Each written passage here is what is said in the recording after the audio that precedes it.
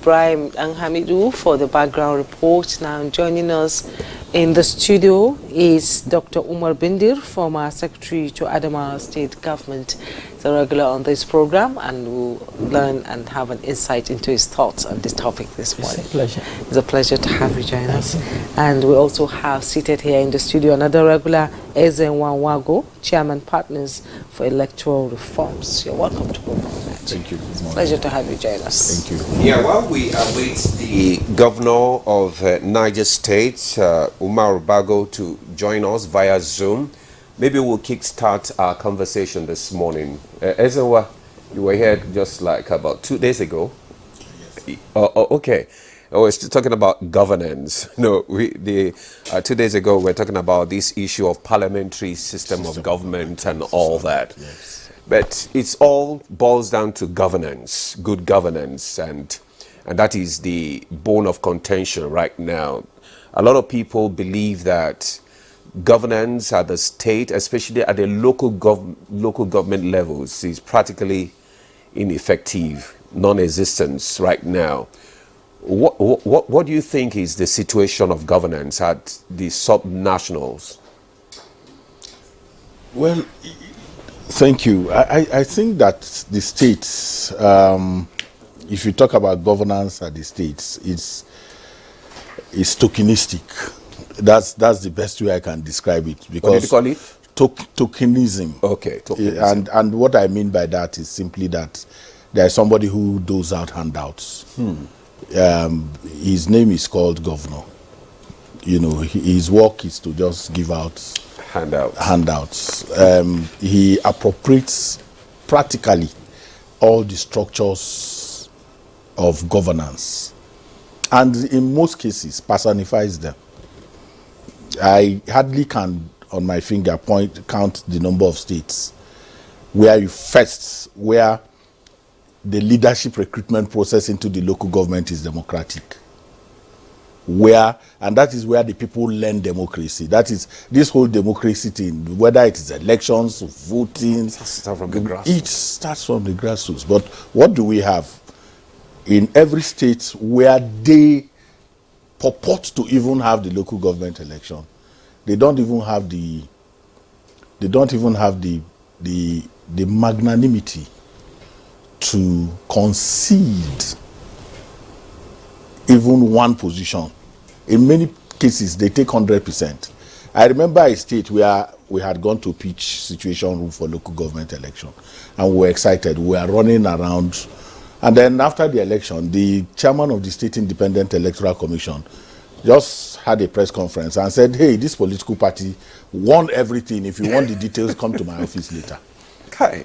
It was amazing. So I'm talking about local government elections. So where you have a complete ambush of that particular structure, then you can't be talking, in my own view, about governance, because it has to come from the people. People have to learn. And then what are that structure? You have, I don't know that state in Nigeria where you have a truly independent state assembly, state legislature, where the legislature can look up to the governor and say, we are not going to approve this because it does not follow so and so. If you do that, the speaker will be removed the next day. If it's not removed, the mover of that motion will be suspended from the state assembly. And indeed, even the opposition is what is so-called opposition is. So the judiciary, so when I talk about personalization of power, the absolutization of power in the states makes it difficult for you to really discuss governance in the sense in which I am hoping that that's what you want to talk about. Whether it's the budget system, we have seen places in this country where the governor takes a budget and there was nobody talks about it, no debate, so they just hit it, bam, and said it's passed. And it's crazy, it's amazing. But you know what is worrying for me, which is the biggest part, is that the complete absence of citizen oversight. I was discussing with doctor when we were chatting out there. I said, look, go into any state, listen on radio. The 90% of the conversation is about President Tinubu. in every state. 10% is devoted to where the governor of the state went to, not what has been happening in the state. So the structures, both civic structures, civic groups, civic organizations in the state are also in a state of anesthesia. So it's a huge challenge. So if it's governance we want to talk about, we want to then talk about the structures of governance, how effectively are they working, so there is a process that goes on, all of those things goes on, but whether it's the chairman of the Nigerian Labour Congress, NUJ, everybody sits around, it's almost about worship. There is deification, there is even deification of power in that sense, that you don't even see in the federal, in the way you see it. You can't even do opposition in that state. Even what they call constructive criticism is outlawed. Okay. That's quite an opening statement this morning. You've touched on so many things, being a state of anesthesia. That means they are still on the operating table and waiting to wake up. That is really, really a scary situation here in this country. And achieving good governance in the subnationals is crucial to the development and the prosperity of the country, because the center cannot hold if the subnational is shaky. Why is it we can't get it right all the time? Every time we come here, we talk about governance as subnational. It's the same song. It's like a sing song, and do they listen? Do they watch? Will they ever find ways to stabilize the system in the subnationals? Because 70% of the population in Nigeria is in the subnationals. How can we get it right? Well, thank you very much. This is a very, very hot and dicey topic to discuss, because we're talking about our country. We're segmenting the country into 36 tiny little bits and the FCT, and then trying to see how the engine works. See, I want to start by defining a developing country. What is a developing country?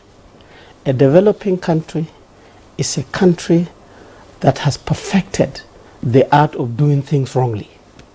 Because once you start doing things rightly, you will also start emerging as a good country, and then you become developed.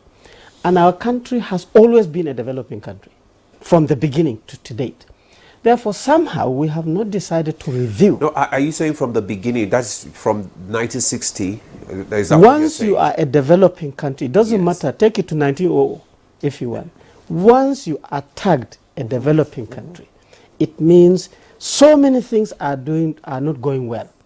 And the reason why things don't go well is because either you are deliberately not doing them well, or you don't know what to do, but you are doing the wrong things. Once you start panel beating what you do correctly, you will also start seeing benefits of that rightness, and that is development. So I break good governance on that platform into three things. What is good governance? Governance traditionally is to ensure that your people in that particular locality or area or state or whatever, their quality of life develops. That is really the whole aspect of governance. Okay. And at three levels. The first level is that as the driver of the good governance, you must make sure that poverty, absolute poverty, is very low. People must drink clean water so that they don't face waterborne diseases. They must have good sanitation, because we are people who are chopping our bitter leaf, we eat by hand, we sit and talk together. Therefore, your sanitation must be good, otherwise you are just eating disease. You must be able to eat well, so your food supply must be good. You must be able to, children must go to school. There's nothing like you say, oh, the enrollment rate in my state is 60%. What happened to the 40%? That is not a very good. So these basic necessities are the first level for good governance. And you as the driver must know that. You must know when you are coming in and when you are going out, what is this? At the second level, you must make sure that you ginger the energy of that system to make sure that your people live peacefully, united, and active. Therefore, they must have skills, so that they use that skills to gainfully do things. If they are farming, they should farm well. If they are welding, they should weld well. If they are whatever. So you must ginger this middle class to be very vibrant. They are selling bitter leaf. They are doing pomo. They are doing mama put. Everybody is busy doing one thing on the basis of know-how. And at the third level, good governance is that you must make sure that these things continue to get better, and they will not get better without good institutions. So you have to develop institutions to make sure that even if you are dead, even if there is no leader, that middle class is maintained and is getting better. Poverty does not rise again, is getting lower and lower. So this is the art of governance, and you are given the responsibility to do that. So the first challenge is that knowing these three levels. The leader must know this, must constantly not lose focus of these targets. He must be monitoring this, and this is a skill. This is know-how. You cannot do these things, like Oga is saying, if you are not budgeting well. You cannot budget well if you don't have data. You cannot have data if you are not conscious of what is happening. This demands technical competence and fear of God and commitment and patriotism to be able to see. That is why where you have good systems and good governance, the leader is always getting older and older and older, graying and so on and so forth. But where you have the whole thing is opposite, you see the leader getting better and better and better because you're not thinking, you're not getting bothered, you're not seeing your own dashboard to say, oh my God, and so on and so forth. So then how do you get these leaders to know this so that they can be able to do that? That brings you to the electoral process. That is the only platform we have. So if that is wrong, you are going to get the wrong person who is not prepared, who will not track these things, and then who will not do them. And at the end of the day, you continue just collapsing. It's a gradual. So now, as Oga said, at the state level, I was secretary to the government. I went there as a technocrat. By the time I left, I became a polytechnic. I bit of politics with my technocrat, garnished a little bit. But I learned very well. Some people were saying, Dr. Bindi, you will not survive here. But I'm a scientist. A scientist likes problems.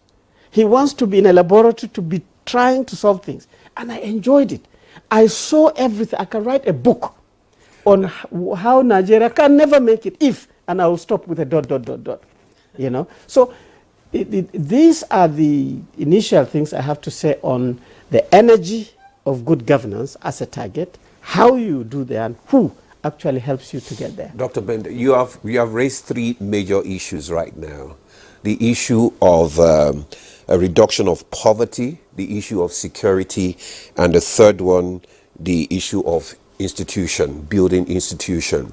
Now, you were secretary to the government, which means that you operated at the highest level of governance in the state. Now, tell us your experience, because like he raised several issues, the issue of tokenization, separation of powers, and opposition, does not exist and all that. So what exactly do you think, from your experience, is the major challenge that we are facing at the subnationals? Well, when I went there, from your own experience. I had never participated in any political process. Yes. Some people just came and say, you're a technical person, you are a civil servant, you are an academic, you can help, in quote, help to actually push us. So I went there. I was a professor in the university. I became a civil servant at the highest level. I became a public servant. I was DG. So to a certain extent, I'm prepared to face it. The only thing missing was that I was not an active politician.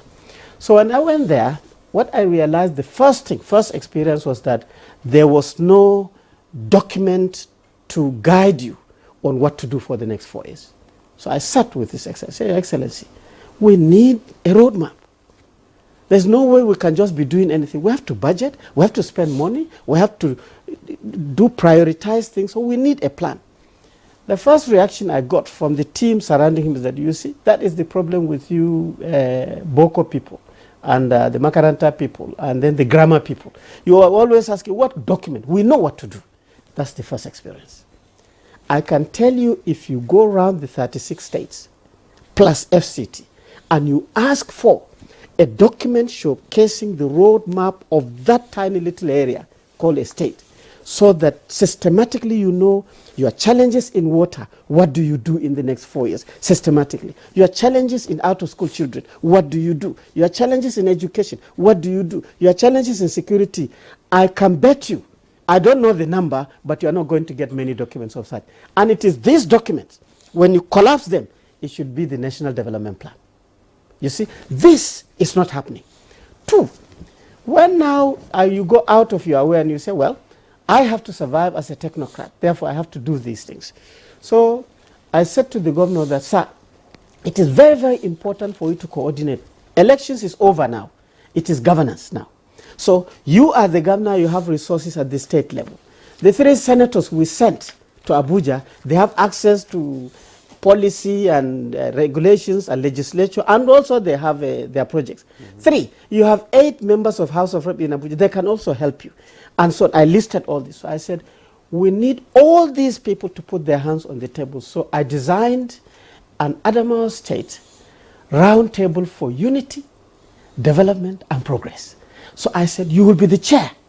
Call all these people. Don't worry about their different parties and so on and so forth. And then call the traditional leaders, the first class, they are 8. And let us discuss our state so that everybody will see the fairness. Then I got another shocker. The political class said, you see, why should we work with this man? Because he's a different party. Why should we? So that art of synergy, again, does not exist.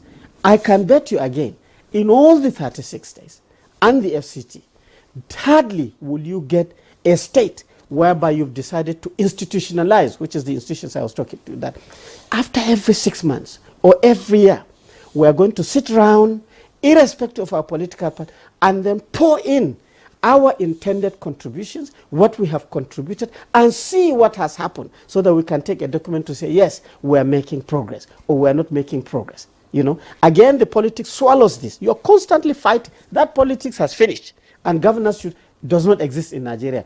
Politics is constant. You're constantly fighting until, you are swallowed, and so on and so forth. So there are many, many experiences I've got. There are good experiences, there are bad experiences, things like the coordination. I was a civil servant here, and I saw how even permanent secretaries are promoted. Again, very, very political. I said, no, let us have a structure. So I used to have, because I was secretary to the government, a service-wide meeting of all the commissioners, because I can call them, and all the permanent secretaries in one room, and I chair it. And I'll say, the commissioner and you, it doesn't matter if you hate yourselves. Adamawa is your thing. You have to love yourself. Adamawa first. Yes. Therefore, so I try my best to make sure that they work together. I also institutionalize that in the state. I call all the federal institutions. Agriculture has an office. SMEDAN has an office. NDE has an office. All these institutions. Normally, the state doesn't care about it. They're in the federal secretariat. I said, no, they are working in this state. I need their data. I need what they're doing. So again, I call them again, the federal, the state synergy, and I chair that, and we talk. So when you ask the commissioner for water resources, he should be able to tell you every single borehole constructed by the state, constructed by Oga in that area, constructed by the federal government, so that you know your water supply situation. But in most cases, this does not happen. Everybody is doing their own straight line. Yeah. And the challenge. So Dr. Bende, it's really a very frustrating, experience for you. At that stage, we'll come back to you. While we still await the governor of Niger State to join us, we'll continue in our conversation. And let me come back to you, Ezenwa. The doctor raised some vital issues, that our electoral system, is faulty. That's what he's saying. And also said that right from the genesis of this nation, we have always been developing, and that is a big challenge. Would you agree with that? Because I know that in the 60s, the mentality, the orientation of our leaders is quite different from what we have right now. If you compare the leadership in the 60s to what we have now, it's different, because they were like, the orientation was like the servant leader. But what we have now is like total different. Now, what would you say actually is the problem? You talked about no opposition again in most of the states governance, because the opposition is consumed the moment the government takes over. And also the local governments, they are non-existent. So where do we go from here? So, who am I to disagree with a professor? But I broadly will share some of the sentiments that he expressed. But let's be clear. You see, if you go to the civil service, the challenge, sir, has not been the absence of roadmaps. In fact, there are governors who invest hugely in getting consultants to do these things that we are talking about, provide them with roadmaps, charts, all kinds of things. So it is also part of the challenge. The continued feeling that you do not have the quality that you need in your civil service. Most of the time it exists. Is that if you like, that ambush by the political class completely, that is not patriotic, that is not thinking about the state, that thinks more about the next election. So the guy in the House of Rep wants to be governor. As soon as he finishes his tenure in the House of Rep, his thinking is how to be governor. The governor is suspicious of him because he knows that he's targeting his job. The one in the governor himself is thinking that when he finishes, he will go to Senate. So he wants to upstage the guy who thinks that the Senate is his permanent domain. That he has to be there in America. Senators stay for 40 years. Now he has a governor who is already waiting to finish and get. So that's why I said I broadly agree with Doctor that there is a constant challenge in terms of politics. So going back to your question as to what the challenge is, your electoral process has a problem. That's not completely true, sir. Okay. Look at the parties. The political parties conduct what you call primary election. Why is it called primary election? It means that what INEC conducts is secondary election. So the most important election should be what? The primary election. What the political parties present to INEC, the quality of people that the political parties present to the INEC is what INEC presents to the public. So we've been told not to be interested. That is in the internal affairs of the political parties. We shouldn't be bothered about how they do their things. Look at those states. Look at this drama of simply selecting in less than 162 wards or thereabout to select a governor. The political parties have had issue of shame. And there is no whimper from anywhere. Nigeria is calm. We are not interested in how a political party can have 2-3 congresses and produce different candidates. It was not a problem for us. I hardly know any station that discussed the primaries of Edo State or anything. You understand? So if your political class is a political class that is not interested in what Doctor was talking about, development, that is not thinking about building a country, then you have a huge challenge. So when you say your electoral process, the electoral process is not Beaver. That's not the electoral process. Beaver has no problem. IREV has no problem. If that is your definition of your electoral process, it has no problem. It has challenge with the nature of your political class. And at the state level, that is where I was talking about. That Ogademola, tell me that state where local government election holds in the true sense of elections. The investment we make in other elections, do we make that same level of investment in local government elections? Those donors who, international observers who run helter skelter in Nigeria when we are having an election, do they come here when there is any local government election? Do they care? They don't exist. We, the CSO, how many of us are interested in observing local government election? We see our states write results without people voting.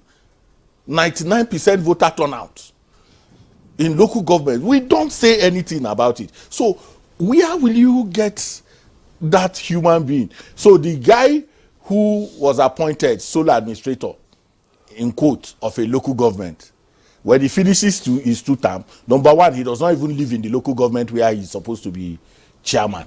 He doesn't stay there. He's a visitor to the local government. Does he even stay in the States? No, oftentimes now everybody stays in Abuja. So he stays, when he's around, he stays in the capital. Tuesday, he goes to the state. On Thursday, he leaves.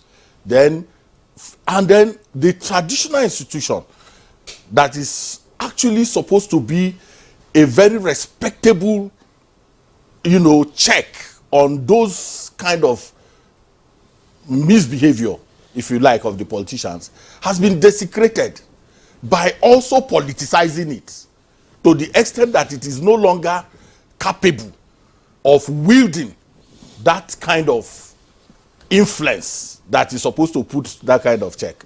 You have tried. A governor wakes up and says he has removed the traditional ruler just because the traditional ruler received an opposition figure in his palace. He suspends him. Or removes him. Removes him with nothing. We won't say anything. We are okay. We are fine. Why do you think that we are like that? Just docile? Like, because I said that we are afraid of. We are afraid of what is close. What is close, we are always afraid of it. We are afraid of what is close, and we like to fight what is far, because it can't do us anything. The issue. So that's why they fight the federal. Oh, so you can. If a radio station insults the federal, it gets away with it. There is no NBC. NBC does not care in those states whether you are insulted. Once you say "cha" to the governor, yes, there's a clamp down on you immediately. So the institutions, the regulatory institutions, are weak against the strong, and they are strong against the weak. So we have that challenge. We need to reorganize in the way. So to coming to doctor, it's not about those things you do. They just humor you. They humor you by saying, "No, you are blowing grammar." Because they also invest in the grammar. The only reason why they won't take your own is that they will not pay you adequately for your. So they prefer to use it also as procurement. When there is procurement, then there is corruption. Yes, corruption. So it's better to get a consultant, and that consultant may be just one Singaporean who just finished university with his white hair. He comes, does one child, do drama, and he gets out of the state. Then he helps to take away your resources. So my sense is that the states needs to become more responsible. I was making the argument. I said, when we were in the national conference, people were coming to say states, 2014 national conference, they wanted states created. And then that leads me to the argument about state creation. Why do people want states created? No, what were the reasons? One of the most important things they put forward is that they are viable. A lot of people don't know that the states give you a plan as to their viability. So Zamfara will say, we have Arabian gum.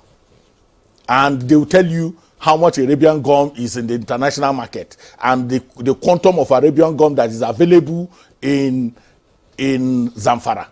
As soon as you create that state, they forget the Arabian gum. Nasarawa will tell you, we have Columbite, we have blah blah, we have what. The truth is that those things are there. Yeah. Then they will corner Indians to go and privately mine those things. Chinese to go and mine those things. And then Nasarawa will come to Abuja regularly to collect allocation. And then those allocations are not even shared, because they appropriate both that of the local government and everything. And that is why anytime there is this allocation, your dollar will rise. Yes. Because the guys just come, take that thing, change it to dollar, and then you are in trouble. So we are not dealing with the real issues that confront us in terms of governance. We are papering, and we are constantly doing that drama about conversations about local governance. People say, okay, give the independent give elections to INEC to conduct, so that they can have. No, we are saying unbundle INEC, give it more, liberty to face the work that it's doing. So what we need to do is to invest in the SECs. We need to begin to have structures that can truly organize independent local government elections. And the way to do that is to ensure that the appointment into those SECs are not just also the same way we are crying that the president should not appoint INEC and the national commissioners. We should also take the power to appoint the SECs away from the emperors in the states. And for me, that is important. So we can grow democracy from and in the program we are talking, my brother Honorable Chinda was talking about homegrown. So as I left the studio that day, I said everything we do in Nigeria is homegrown. There is nothing that we do that is imported. Whether it is presidential system of government, our own is homegrown. Local government election, homegrown, because we are the only one that design our own kind of election, that it does not exist in any other place except in Nigeria. Our driving license is homegrown. How everything about us is homegrown. Because if we do what other people did, what Doctor was talking about was a law and order regime. And that is what is lacking in Nigeria. There is no, in the absence of law and order regime in the states is where you have all these issues. Go to the places you call advanced countries. The difference between us and them is law and order, nothing more. Indeed, nothing more. Accountability. Why I can listen to you on and on as you bring out issues, pertaining this topic we're discussing today. And what scares me more is Nigerians not being interested in anything that happens, as if whatever it is, they don't want us there, so we don't want to do anything. And it's a scary situation when people do not participate in any process in this country and do not question authority. It is a scary situation for any country, because nobody stops anybody. Yes, nobody stops anybody, but we are not interested. Water is drilled. Yes. There is a borehole that is drilled in your community. The only day you drink water is the day of the commissioning. Yes. Because right in the presence of everybody, a tanker will be brought to put water in the tank. And then there's a ceremony. In that ceremony, the woman leader, youth, everybody is there. When the tap is opened, water is drunk. When they leave, water. There is nothing that says you cannot say, look, I don't care who you gave the contract to drill this borehole, just give us water. That's your anti-corruption fight. We don't care how much you paid, but if water runs, then it's fine. So who are you going to offend by that? By saying give us water? Because you came here, every road, and it's on camera. Every road contract that is given, many times, doctor can bear witness, the contractor's name is put on the billboard. Is that not so? Duration, 2 years. Blah, blah, blah, the company, address, everything.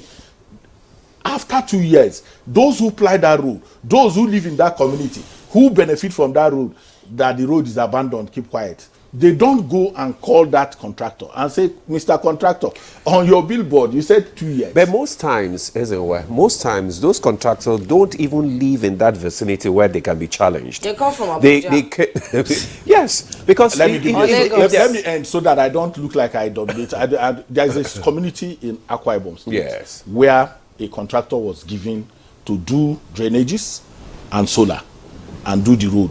He abandoned it. The community mobilized, went to Uyo, got the specification. After a lot of trips to Uyo, they were able to get the specification of that job. They got the contractor back. He had to come and finish yes, the what job. you did, this is the specification. There is somebody, a young lady in Enugu, who went to the budget and found out that what was supposed to be in her community is a hospital, not a renovation. Okay, Ezenwa, we'll come to you on that. And let's bring in Dr. Bindu into this conversation. You've listened. You've been part of the system. You still are, actually. And would we say that citizen participation in governance is not working? Or, like you said, people are not interested? Are people now awakening to their responsibilities as citizens, just like you said in Akwa Ibom and Enugu? What about the rest of the country? This I don't care attitude to issues pertaining governance, you know. When people want to contest election, they come with a manifesto. They say they have a roadmap on how to develop the place, take it out of poverty, you know, make sure the citizens' well-being is being considered. When after election, the manifesto and the roadmap disappears. So what should the citizens do in this aspect? Do we need a reawakening of our responsibility? Because we are also responsible for what happens. Well, you see, there are two dangerous cycles that make a bigger cycle of problems for Nigeria. And when you do use those two cycles, you see everything very, very clearly. The biggest and the most dangerous cycle for Nigeria is poverty. Poverty is very, very high in this country. And I can tell you, sorry to digress, in Islam there is, when you start anything, you say, A'udhu billahi minash shaitan. That is, may God forsake the devil, so that you can, but exactly after that, you also say, A'udhu billahi min al-faqr. May God forsake poverty. So poverty and the devil are like the same. And when you have the devil on top of your neck, there's everything doctor is saying here is perfect. You will not think correctly, you will not do correctly, you will not fear God, but you will go to the church and mosque, you will dress very nice, but you are terrible, and so on and so forth. You will hunt for leadership with money that can develop the whole system, to just sit on top of it, and you don't know why actually you haven't, and you get your reasons later. So poverty can quench all these intentions and take your independence away from you. And you are looking for that tiny thing. That is why at the state level, the governor is actually a little God. He cannot make mistake at it. I mean, we are just talking about the governor of Kogi State. See when he was governor. When he goes out of that, the whole Lokoja is saying white lion, and he is very, very relaxed. The day is only the day he left that now they are calling him devil and thief and so on and so forth. Why? That poverty index moves people to feel like there's something around the corner for you, and you start misbehaving. The second, for our country specifically, is insecurity. Insecurity is again so high. It does not know.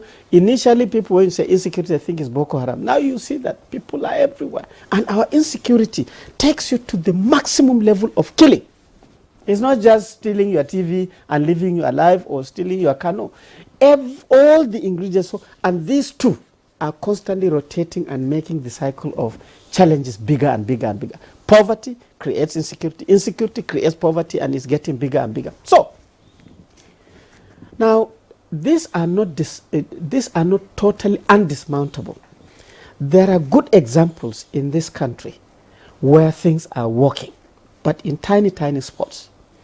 And the reason why some of them are working is that the leader relaxes, and he wants to partner, he wants to synergize, he wants to cooperate, he wants to learn, and he also teaches. And he gives everybody a chance to contribute at least. Yes, the draconian effect can come here and there, but it's less. But in most cases, this is not happening. Now, in countries where this thing seems to be not quite visible, is that certain areas participate well and certain areas don't participate well. What do I mean? You see, the academia are supposed to be the factories that are producing the highly skilled and well-educated, massive manpower to power the country like that. And we have like 270 universities in this country. If you look at the Orosanye report, there are over 600 and something agencies of government, of which maybe more than 300 are actually research institutions. Then you ask yourself, with all that quantum that is supposed to produce the people, produce the energy to move our country forward, how come that every time you see a road being constructed, you will see a foreigner? When our leaders are commissioning it, whether it is communication, whether it is water, whether it is road, whether it is railway, whether it is aviation, everything, you will see at the commissioning level 1 or 2 foreign people, and that is where the energy of implementation is. Then you tend to wonder what is happening to this cluster. Something has to happen to make sure that you take over. You will not see this in Malaysia. You will always see Malaysians doing Malaysian technology-based projects. You will not see, even in Ghana, they are beginning to narrow it down. We need to do that too. For us to do that, we have to reflect and see our technical energy. Where are they? Are they being utilized? If you look at, say, Adamawa State, that small state has only 3 to 4 million people. It has a federal university. It has a state university. It has a private university. It has the same number of polytechnics, same number of colleges of education, hundreds of these bits and pieces specialized. But when you go and ask the content coming out of those institutions in government, you probably will find that it is very, very little. You get what I mean? So this needs to happen. 3 is that we are not good users of data. Data is what guides you to plan. Data is what makes you to reflect. But our people fear data. They think it is investigative. They think, oh, if we have everything documented about all our contracts, all the money, who, like he is saying, who are the exactly, that you will trace and people will now look at it. The doctor has gotten a contract. He has been paid 20 billion and he has run away. And this phobia of data makes people don't like document. I face that. When I like data, I like information, I like documentation, I like booklets everywhere, so that you don't hide. But because instead of instead of utilizing that for development, we run away from. So again, we need to change that. 4th, I think we have to wake up and be able to say that competence matter. That is actually the question I want to ask you, because when Ezewa was speaking earlier, he said it is always very difficult to get the competent hands to compete, to contest in an election, because this election that the electoral bodies present to us at the general elections are usually the ones that are done at the primary level, which is the political parties. So how do we change the narrative? How do we begin to get the competent hands right from the primary election now? Because that is the major challenge. The moment we are able to solve that major challenge, then we can now begin to see a clearer picture of where we are going. Then this issue of poverty can be resolved. The issue of institution can be the issue of data that you talked about can also be checked. And also there will be opposition, good opposition. There will be, what is it called now? People will begin to come alive. The citizens also will play their own role. There will be transparency and accountability. So how do we tackle that challenge of getting credible hands from the primary level? I think we have to set standards. We don't have standards now. In fact, before primary elections, there's another election that is very, very critical. Okay. We call it the congresses. The congresses are within the party to select their ESCOs. And traditionally, before the last law that came, that's why so many of the National Assembly or State Assembly people are different. There's so many new hands came in because the law came after the congresses, and the congresses is what actually gives you the template of the primaries. Congresses is when you select the ESCO. So for APC, for example, the state has 36 members of the ESCO. At the local government, they have 27. At the ward level, there's so 3 levels. It is these people who actually come together as the delegates to select the people at the primaries. So if you struggle to ensure that your own is in the ESCO, then you can be able to dictate.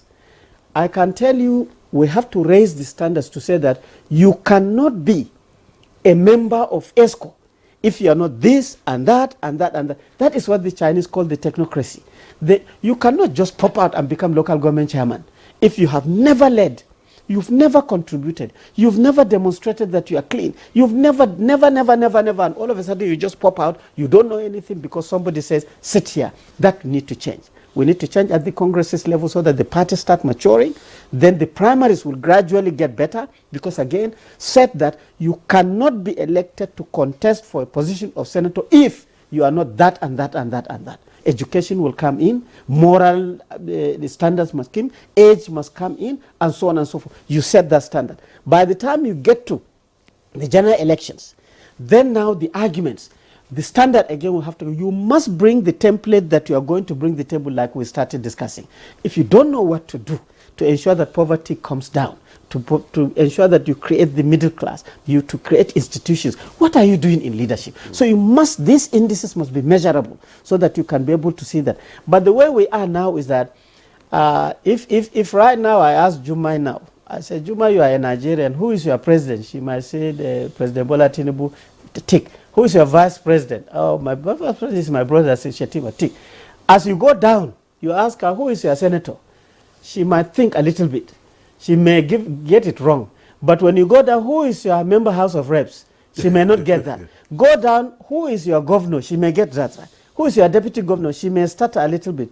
Who is your local government chairman? She will say, Dr. Bindi, why are you pestering my life like this? Who is your vice chairman, local government? Who is your ward councillor? But these leaders, we elect them up to the ward level. So again, consciousness, political consciousness must be able to radiate in all of us so that if you ask doctor, who are your leaders, even if he doesn't know, he can be able to open his phone and Google a particular database and he will see everything, including his traditional leaders. Who is your first class emir? Who is your own district head? Who is your village head? Who is your ward? You must know all this. But these things, when we, like he said, we actually isolate ourselves and we think this is not part of our life and we're expecting the best out of it, has to change and has to change very, very gradually. Indeed, Dr. Bindi, we have to change our perspective in life, especially in the political crisis. Now we'll take a break. When we return, the conversation continues.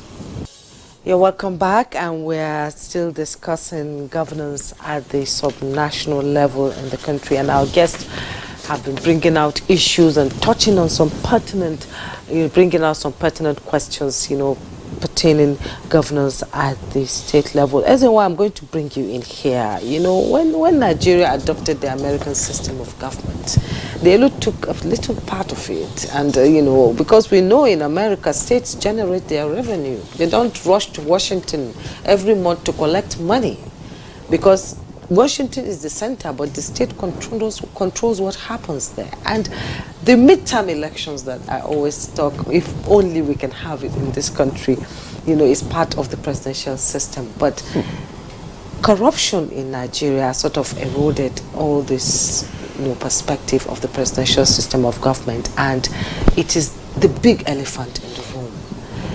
How can we have a total reawakening of Nigerians to their responsibility that says we need to question, we need to ask questions, we need to investigate whatever happens in governance, like they do in America. If you are not performing by the midterm election, you're gone. Do you think we have something like that in this country? We are just going to extend vote buying. We'll now periodize it. So after the one that finishes in general, you create another opportunity for voter inducement and all that. I think we should, our challenge is not as big as we create it. We can reduce those issues by very simple issue of citizen awakening and consciousness. And it doesn't have to start, it can start in a small space. So you go to a restaurant, you are served food and it's cold, and then you say, please can you warm this food? And then somebody sitting by the side says, Oga, manage it. That capacity to insist is perhaps worrying for us. We don't like people who insist. Because there is a shortcut mentality. So you live in an estate, you don't pay security fee. They say there are security fees to maintain security where you don't pay. People, you don't pay. You are not interested. So we can start from those areas. What is your contribution to your community, to the different communities that you belong to? What contribution are you making there? How interested are you? The bulb that gives light outside your house, it will be dead for 1 year. Because it gives light to other people, you can't change it. These are elementary issues, but there are things that are important in a galvanizing responsibility. And lay foundation. Yes, and that consciousness.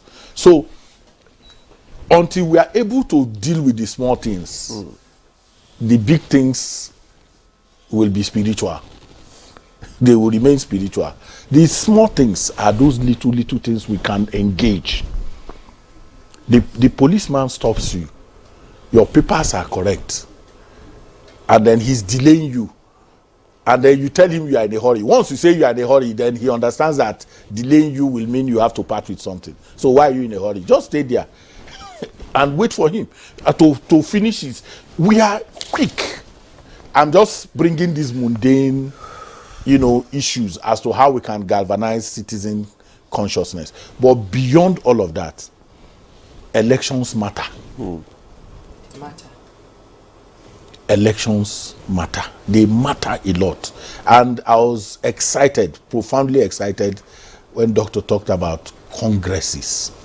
The things, because these are the places, so the ambush of those congresses is where the challenge comes.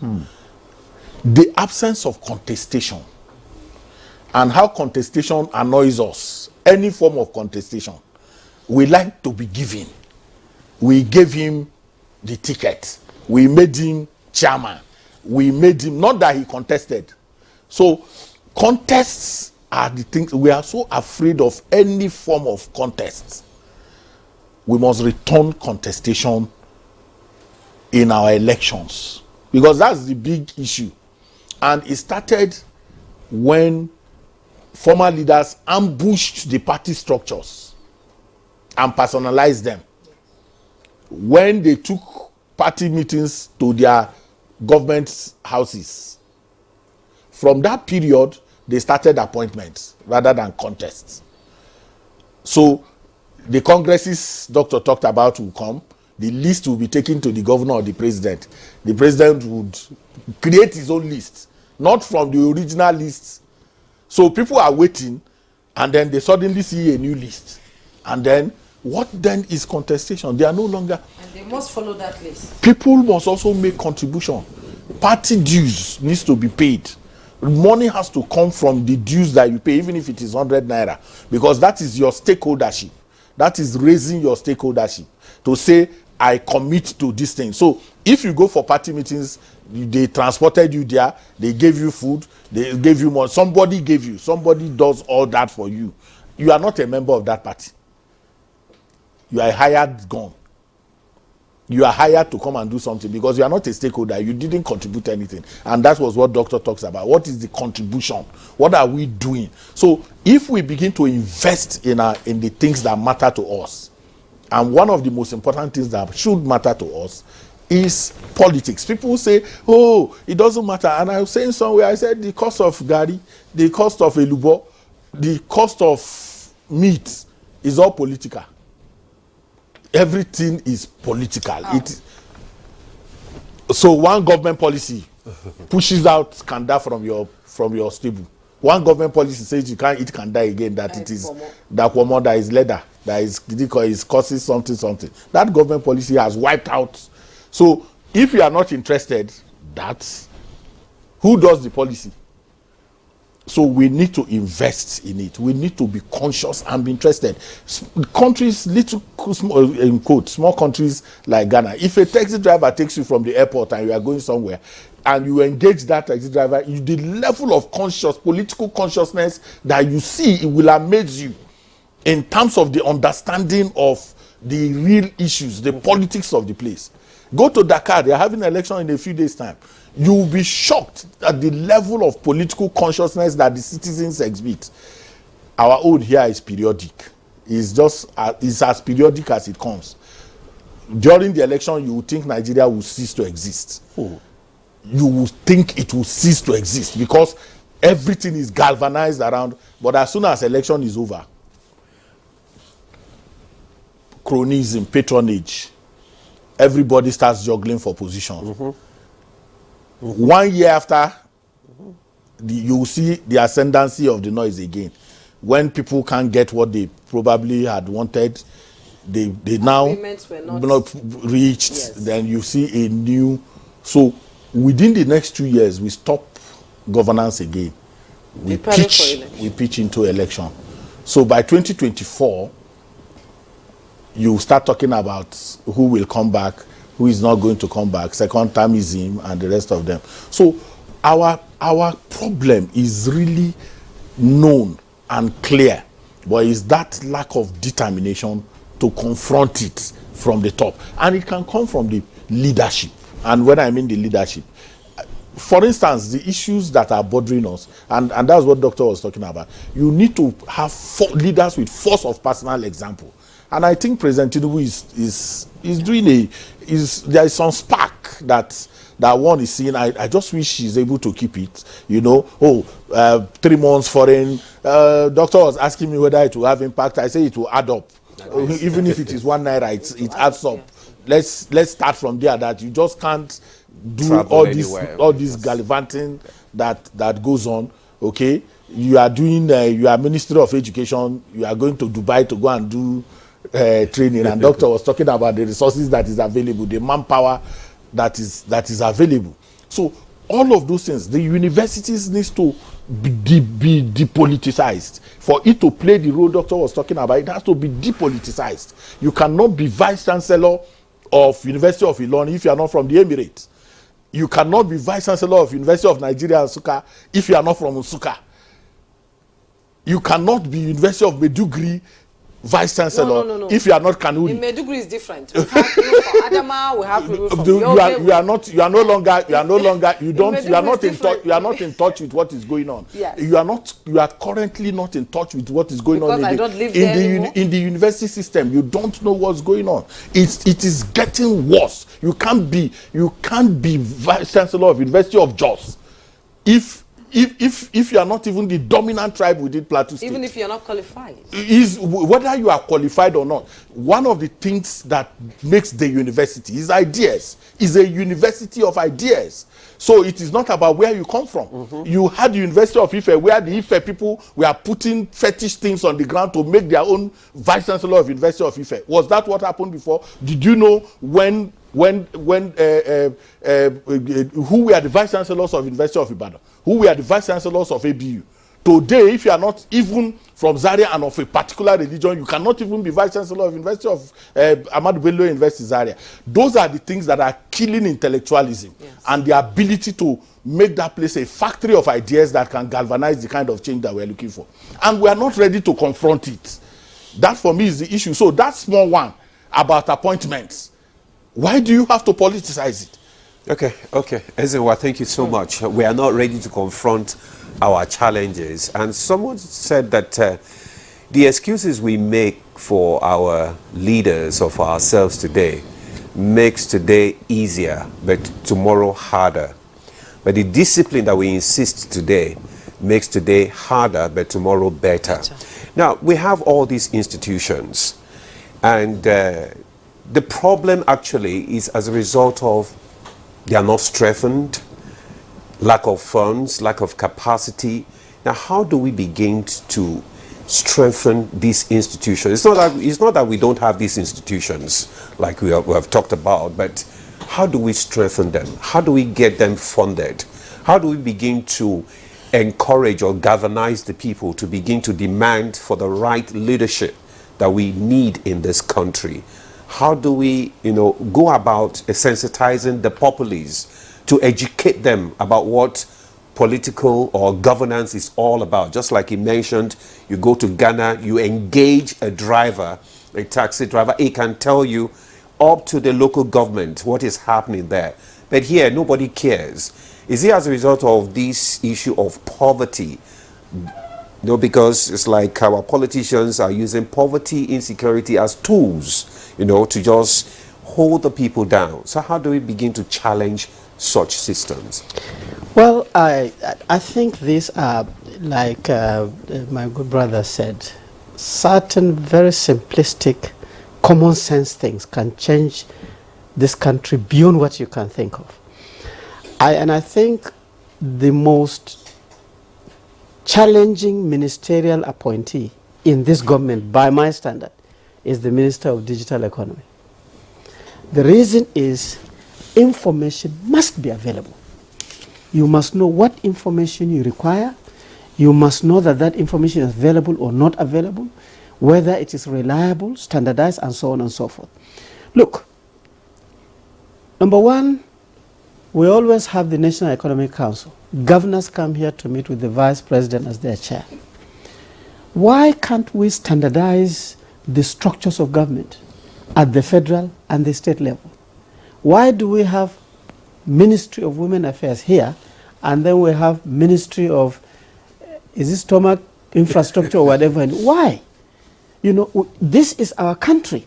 And I think every sector has what they call a national council. The national council, the minister is the chair, and the minister is the image of the president. He is not elected. The president is the elected person. These ministers that you see constitutionally must come from is the image of the president. So anywhere the minister is sitting is taking responsibility of the presidential energy. So number one, we need to standardize so that we can be able to talk to each other. And that standardization can just be done like this in one day. Okay. Two, the Minister of Digital Economy, yes, it's good to get the passport making with the interior correct and so on and so forth. But first, he must be bending backwards to make sure that Population Commission gets it right. He must be bending backward to make sure that every other aspect of government in terms of numbers are actually available and it is accessible. So if he's sitting in Abuja, he must know the strength of information and communication of Zamfara, the strength of information and communication of Borno State, the strength of information and communication of Bayelsa. He must know. Otherwise, the structure of the economy is wobbling if you are only talking of federal structures of statistics and so on and so forth, and you leave the states away. So again, it's synergy. Number three, when we have this data gathering, data analysis, data archiving, and so on and so forth, these are intellectual things. It would be nice to see, like he said, our universities, our professors, our own leaders in the polytechnics are directly engaged in implementing these things. Not to go and get a consultant from Dubai to come and say, oh, PricewaterhouseCoopers to come and do your management, blah, blah, blah. Why can't you say for once in the next 5 years, we should be able to be doing 1, 2, 3 by ourselves? And you have the engines. So again, it's standardizing and synergy. Number four, we must make sure that the ingredients of partnership, assisting each other in terms of complementarity and so on and so forth, works for us.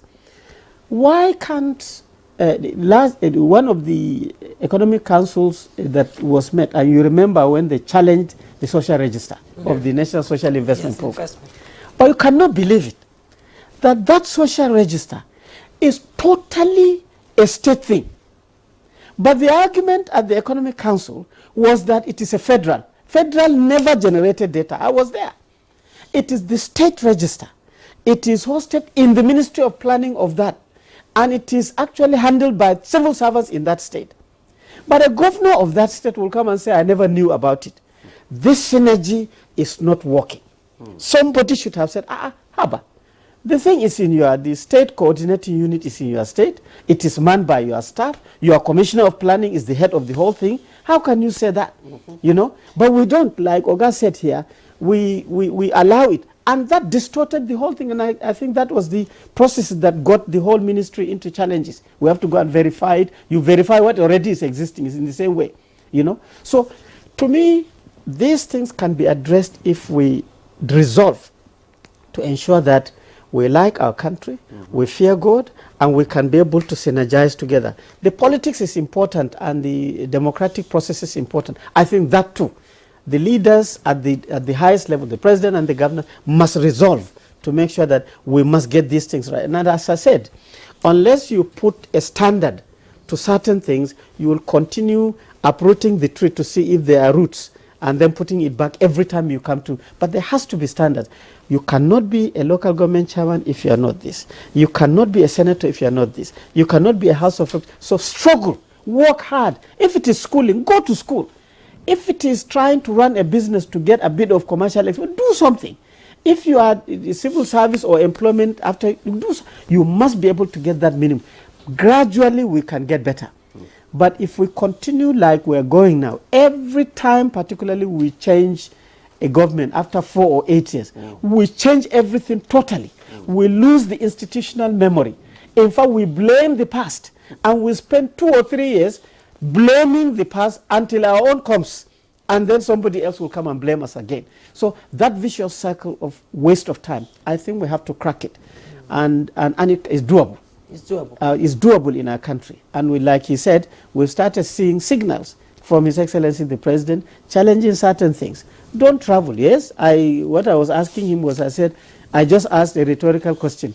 Do you think this is going to get better? But by now, immediately this policy is flung out. The Office of Statistics, the Planning Commission, the digital economy should in the next 1 week be able to say to Nigeria that by implementing this presidential directive, we will save this, because in the last 6 months, what we have done, this is the quantum of money, so that we don't just sit and say the president said and then nobody knows. This is what encourages the population to see that a policy has been introduced and is working. And then maybe 1 year down the line, or the 6 months or 3 months down the line, you can actually see. Like what happened during the PTF era? Yes, exactly. Yes. Exactly. So, quantum of money that has been saved by cutting down on governance is once you start doing that, maybe the state governments too will start gradually picking it up. But if you just leave the policy to float, and some people, Nigerians are very good at working so hard to oppose things. I call it negative development. Okay. And we just come up with a new way of destroying something that is good. But instantly, institutions that are existing should be able to come up to support the presidential pronouncement, to say that by doing this, this is what is going to happen. In fact, last time, no secret, last time we did 1, 2, 3, take a sample of the visit to Dubai, the visit to America, the hunger, and so on and so forth. Put a figure. In reality, the data is there. Yeah. Somebody paid it. And then you'll be able to, if we do that, this is what we're going to say. Okay, and so what I wanted to, Dr. Reis talked about one issue that Nigerians were quick to forget. An issue will prop up now, and before you know it, another issue comes up, and we just throw aside all those other issues, and we are quick to forget, and it's like a vicious circle of waste of time.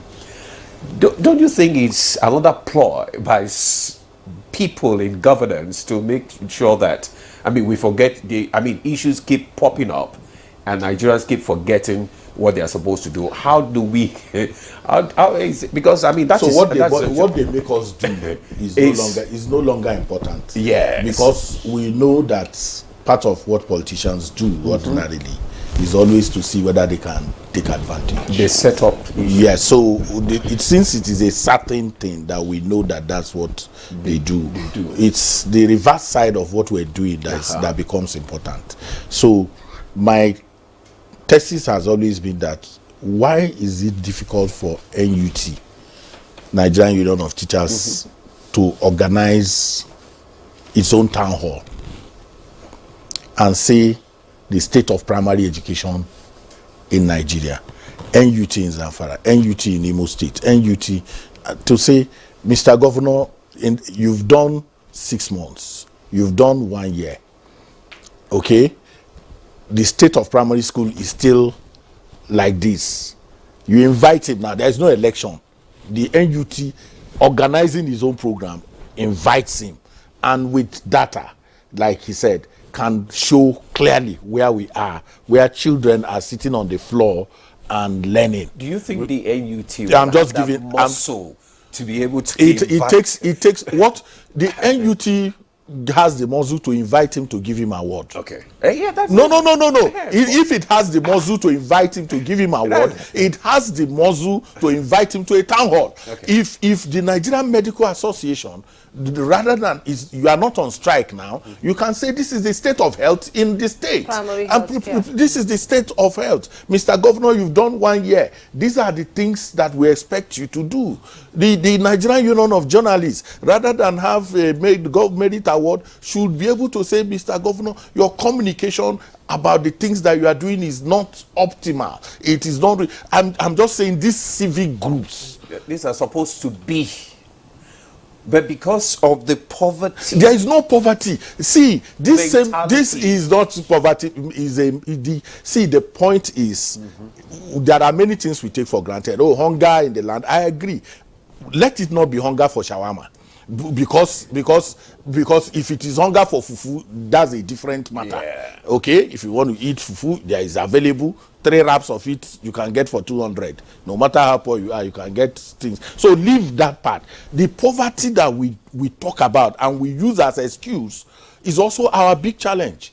Okay, different awards are going on in the country. Newspaper, the Governor of the Year award, the Governor of the Kinikon award, all those awards. Those same people can have seminars. They can have lectures where they put those governors on. See, during election, if you invite this, if you do this kind of program, the person you invited for this will be number one to be here. Yes. He will be sitting and waiting for us to come, because he wants to say, today there is no impetus. He does not feel anything. He doesn't care. Look, to accountability. Have we been able to set up very clearly? We're so sorry. We have to cut it short now. So let's get your final thoughts on that. No, there's no. You can't. Sorry, we can't get any final thoughts from we're run out of time. As usually, as the conversation gets quite interesting when time is up. Thank you so much, gentlemen, for coming on the program. We've had Dr. Umar Bindir, former Secretary to Adamawa State Government, on the program discussing governance at the subnational level. It's been a pleasure having you. Thank you very much. Ezenwa Nwago, Chairman Partners for Electoral Reforms, as always. We appreciate your input into the conversation. It's been a pleasure having you all on the program. And that's Good Morning Nigeria for today. Join us again tomorrow for another episode of the program. I am Jumai Yusuf. And I am Ademola Adeye. Do have a pleasant day ahead. Thank you.